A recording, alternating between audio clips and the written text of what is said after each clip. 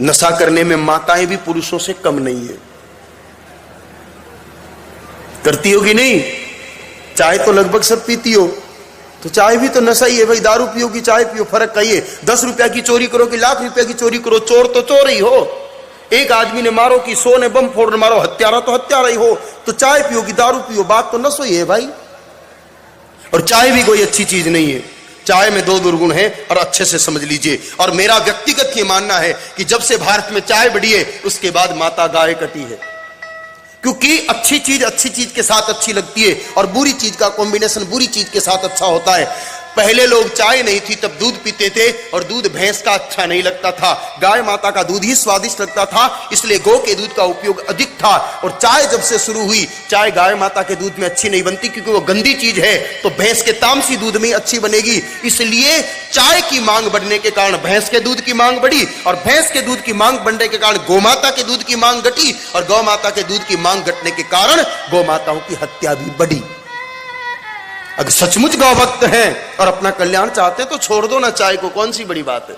इन संतों ने घर छोड़ दिए, माँ बाप छोड़ दिया, आप चाय नहीं छोड़ सकते। और दूसरी सत्यता, और अगर सुनने की कैपेसिटी हो तो सुन लो,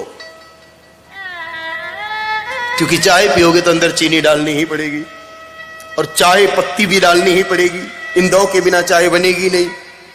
और मेरी दृष्टि में दोनों नॉन वेजिटेरियन आइटम है, दोनों में मांसाहार के अंश मौजूद रहते हैं। कुछ कंपनियों की चाय को छोड़ करके बाकी चाय में तो होते हैं और चीनी में तो होता ही है। क्योंकि चीनी जब बनाई जाती है, चीनी को, शक्कर को, व्हाइट शुगर को व्हाइट करने के लिए चारकोल का इस्तेमाल किया जाता है और चारकोल का जो निर्माण होता है वो बोन एश यानी कि हड्डियों के चूरे से ही होता है। इंक्वायरी कर लो, मेरी बात मत मानो। शुगर मिल में जाके पता करो कि शक्कर को व्हाइट करने का तरीका क्या है। हमारे पूर्वज गुड़िया खांड खाते थे, कड़कड़ खांड खाते थे, वो तो आजकल आप लोगों को पसंद आती नहीं। चाय में सफेद शक्कर डालते हो, परिणाम पाप वृद्धि। एक दिन एक सज्जन हमको पूछ रहे थे कि आखिर हिंदुस्तान के लोगों को क्या हो गया, जिस देश में बाबूजी, गोगाजी, तेजाजी गाय माता के लिए लड़ सकते थे, उस देश के लोगों के सामने गाय माताएं कट रही है, फिर भी वो कुछ करते क्यों नहीं? क्योंकि गौ माता की हत्या के अंश आहार में जाने से हमारी वृत्ति बदल गई है और हम गौ हत्या को भी सहज स्वीकार करने लग गए।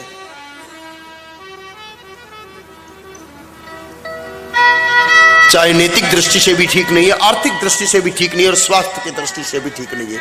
एक उदाहरण है, ये जो हमारे धेनु टीवी के जो डायरेक्टर हैं अजीत जी शर्मा, इनके पड़ोस के गांव की एक घटना है। बिल्कुल नजदीक गांव है इनके, टॉडगढ़। पहले उसका नाम बरसावाड़ा था लेकिन कर्नल टॉड वहां आकर रहा, इसलिए उसका नाम कर दिया टॉडगढ़। कर्नल टॉड जब पहली बार एक कार लेके आया तो उस गांव में एक रावत सरदार हुआ करता था, नौजवान युवक, वो पीछे खड़ा था। उसने मजाक में जैसे उस कार का गियर लगाया, कर्नल टॉड ने, उसने पीछे से कार को पकड़ लिया। व्हील घूमने लगे, कार हिली नहीं। वो उतर के देखा तो वो रावत भाई बड़ा जोर से हंसा।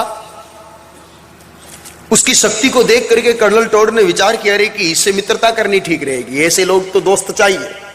दोस्ती कर ली, अपने घर ले जाने लगा। कर्नल टॉड खुद चाय पिया करता था, उसको भी पिलानी शुरू की। स्वाद में अच्छी लगी, पीनी शुरू की। अब तो जब भी आता चाय पीता।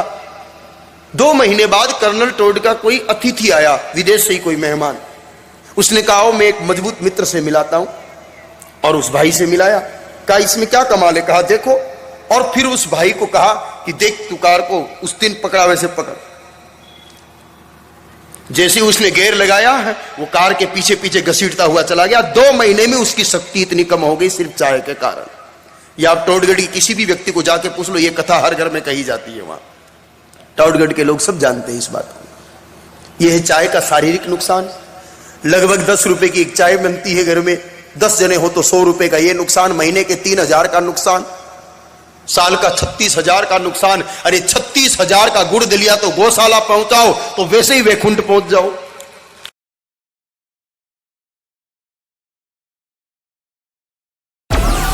डाउनलोड मौज।